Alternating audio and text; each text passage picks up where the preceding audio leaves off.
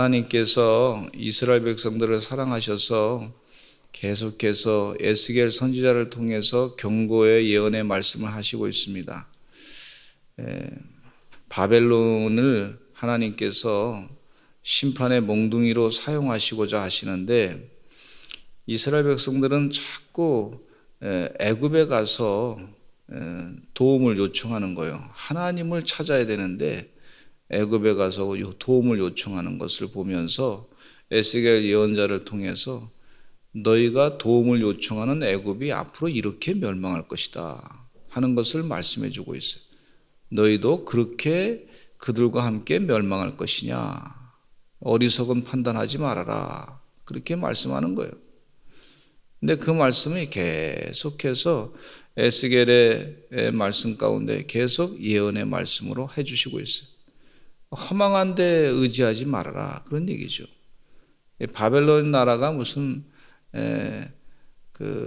이제 스스로 잘나가지고 그렇게 하나님이 쓰신 것이 아니고, 그 하나님께서 이제 이스라엘을 하나님의 심판의 몽둥이로 사용하시려는 그런 하나님의 계획이 있는데, 그 계획을 알고 바벨론에게 항복하고 하나님의 뜻대로 그동안 죄진 것 있으면 회개하고, 그리고 정신을 차리고 주의 뜻대로 일어 살아라, 그렇게 하나님께서 세계 역사를 움직이시는 것을 보고 있는데, 왜 너는 자꾸 하나님께서 하시는 것을 깨닫지 못하고 애굽에 가서 자꾸 찝쩍거리고 의지하느냐, 이제 그 얘기를 여러 번 말씀하시는 것을 볼 수가 있어요. 그런 과정 가운데 오늘 본문 말씀 에스겔 32장을 예언의 말씀으로 주시는 것을 볼 수가 있어요.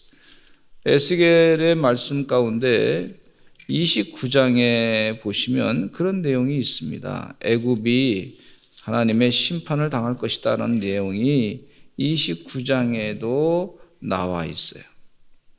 그리고 29장 12절 보면 내가 애굽 땅을 황폐한 나라들 같이 황폐하게 하며 애굽 성읍도 사막이 된 나라들의 성읍같이 40년 동안 황폐하게 하고 애굽 사람들은 각국 가운데로 흩으며 여러 민족 가운데로 해치리라.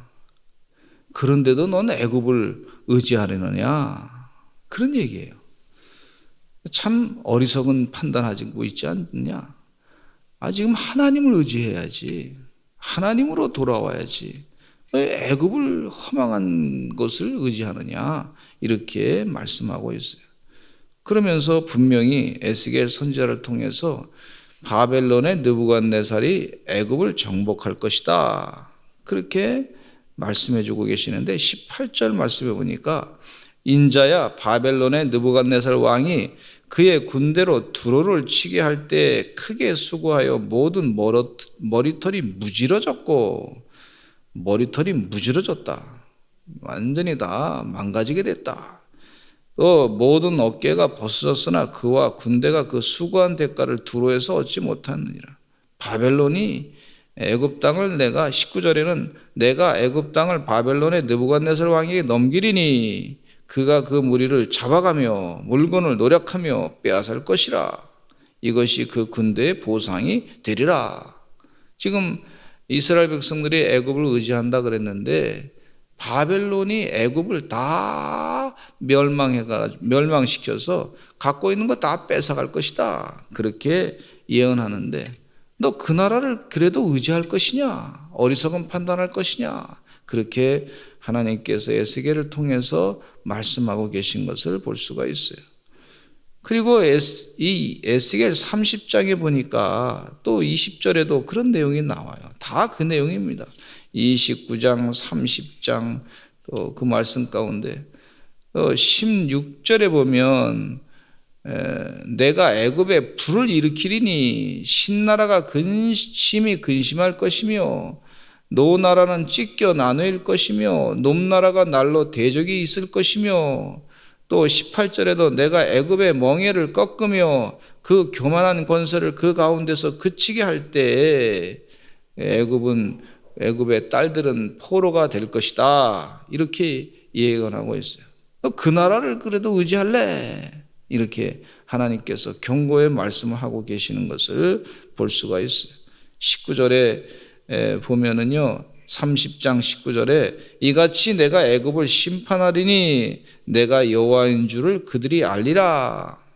애굽에서부터 출애굽할 때는 언제인데 이제 정치적으로 경제적으로 좀 상황이 어렵다고 그래서 애굽을 잔뜩 의지하고 늘 애굽을 의지하려고 그랬어요. 애굽에 그 신들이 우상신들이 많잖아요.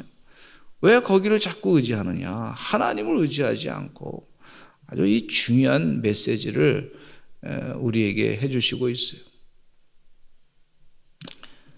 또 31장에 보니까 그 설명을 쭉 하고 계세요.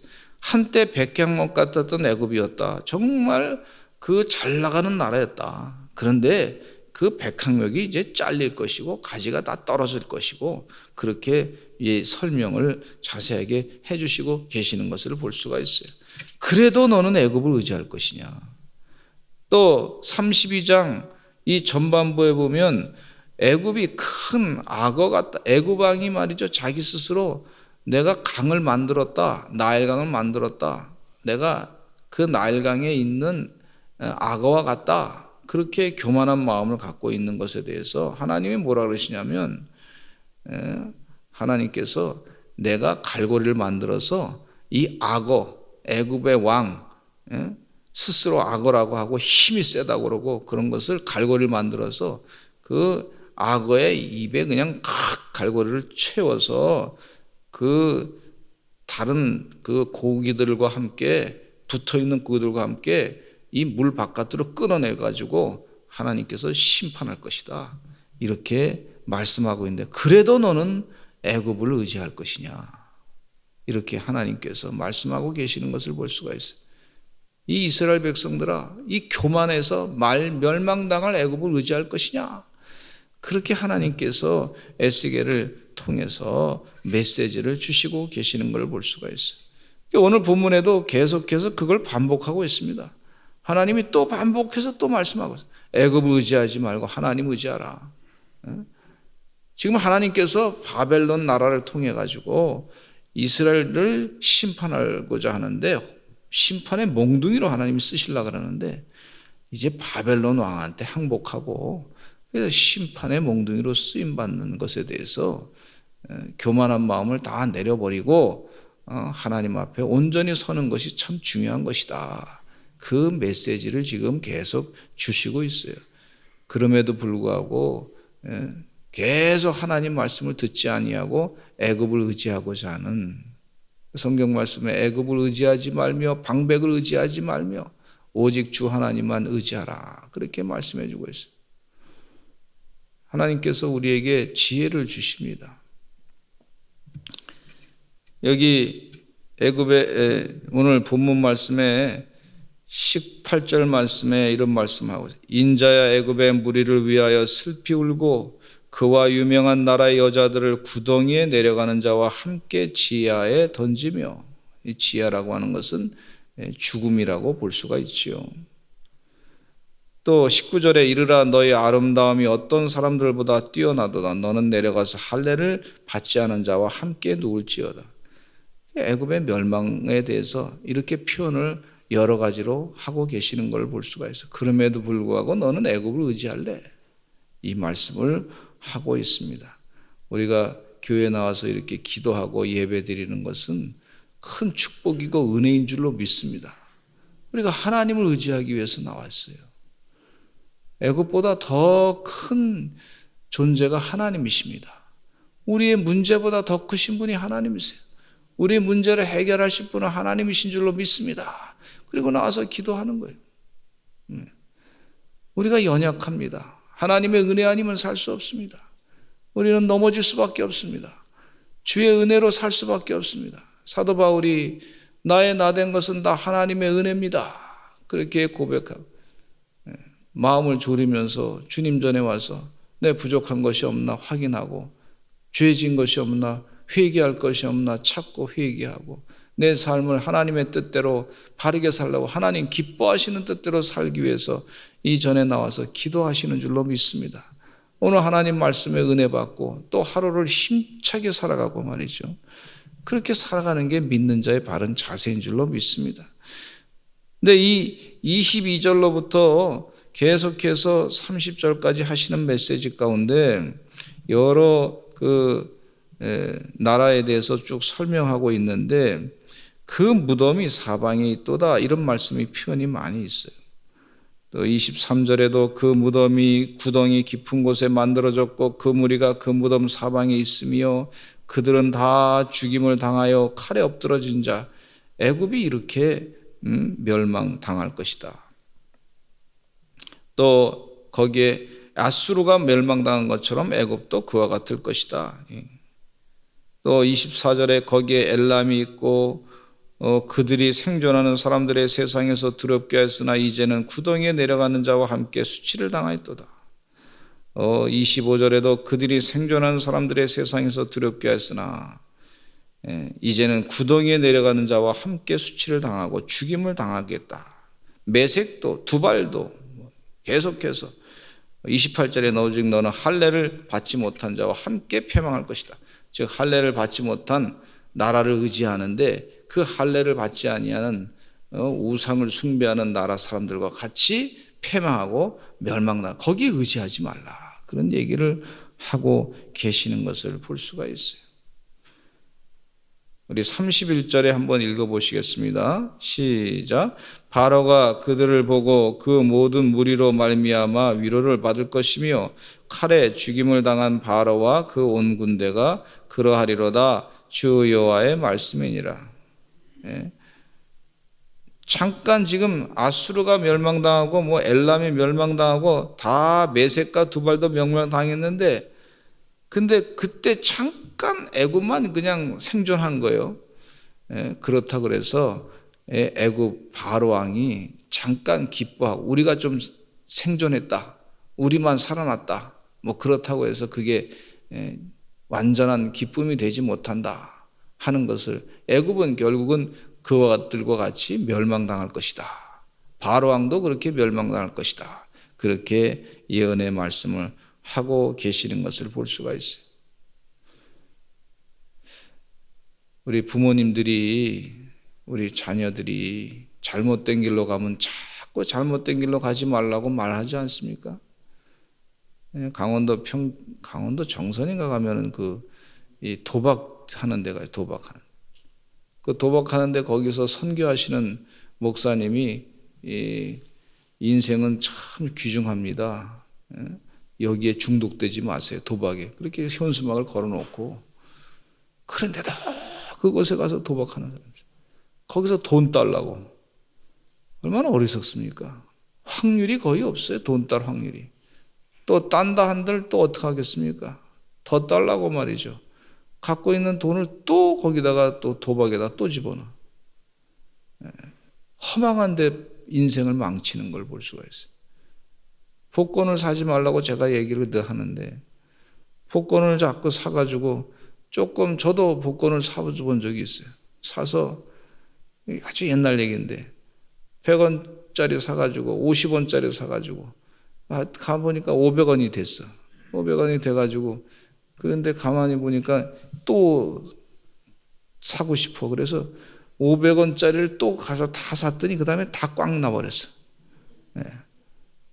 허망한 것이더라고, 허망한 거. 그걸 근데 사람이 빨리 못 깨닫더라고요. 그리고서 또 한 일주일 있다가 또 사고 싶어. 그 깨닫지 못하더라고. 그건 가만히 보니까 이건 확률이 거의 없어. 또 그것에 된다 한들 한두 명이 된다 한들 그 사람이 뭐 그렇게 인생이 아주 행복하고 아주 기쁘고 의미 있고 그러냐? 그렇지 않은 사람들이 굉장히 많더라고요. 이혼한 사람들도 많고 한 3, 4년 지난 다음에 돈 다 잃어버리고 말이죠. 그런 사람들도 참 많더라고. 그러니까 허망한 데다가 목숨을 걸지 말아라. 거기에 의지하지 말아라. 그렇게 말씀하고 있지 않습니까? 그냥 정선의 이 도박장에서 말이죠. 1년에 60명씩 지난번에 박성영 목사님께서 말씀하시는데 거기서 목회하셨는데 1년에 60명씩 극단적인 선택을 한다는 거예요. 다 잃어버리고. 그리고 거기에 그냥 차들이 즐비하게 다 서 있는데 말이야. 그 차들이 말이야 먼지가 수북히 쌓여 있어요. 왜 그러냐 그랬더니 차 타고 갔다가 말이죠. 돈이 없으니까 그걸 담보로 돈을 빌려가지고 다 잃어가지고 말이죠. 그 중고차 다 거기 이렇게 있다는 거예요.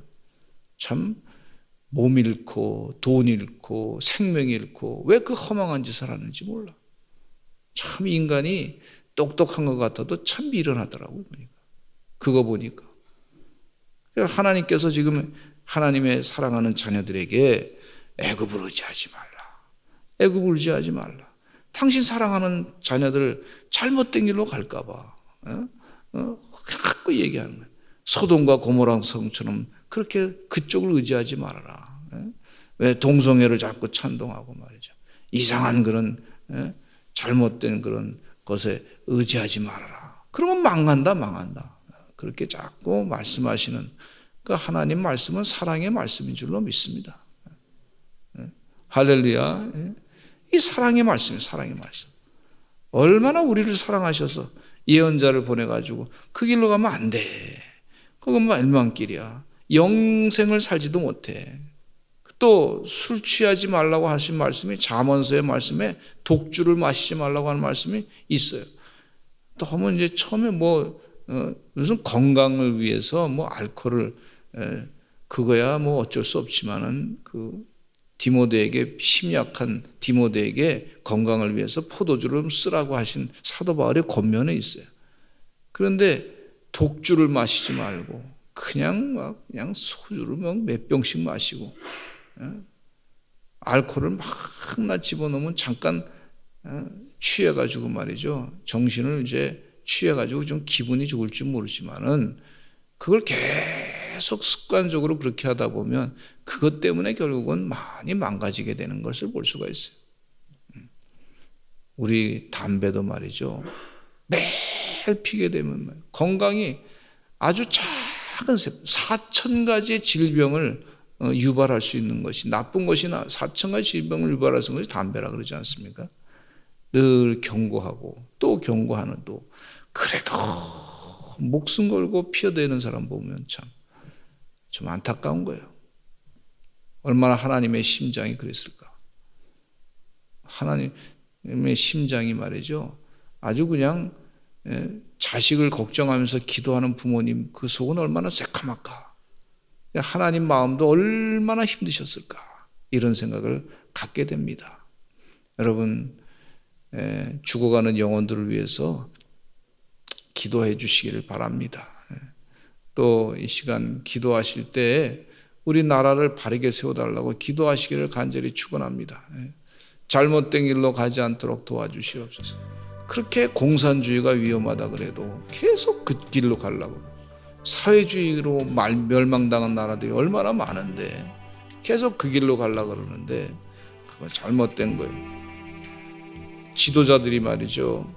좀 세상에 나가서 돈도 좀 벌어본 사람들, 시장 경제를 좀 아는 사람들이 했으면 좋겠다. 그런 생각이 들어요. 그냥 데모만 하다가 그 윗자리에 올라가니까 말이죠. 그 정치를 잘 몰라. 경제를 잘 몰라. 백성들이 어려운 것도 모르고. 좀 안타까운 거예요. 하나님의 길로 바르게 가는 우리 대한민국 되게 해달라고 간절하게 기도하시고 바른 지도자들이 되게 하여 주시옵소서. 주여 우리나라를 이끌어 주시옵소서. 하나님께서 세우신 나라 하나님의 뜻대로 다시 한번 기회를 주시옵소서. 우리 교만하지 않게 해 주시옵소서. 아버지 하나님 축복해 주실 줄로 믿습니다. 우리 주여 삼청하시고 통성으로 기도하겠습니다. 주여 주여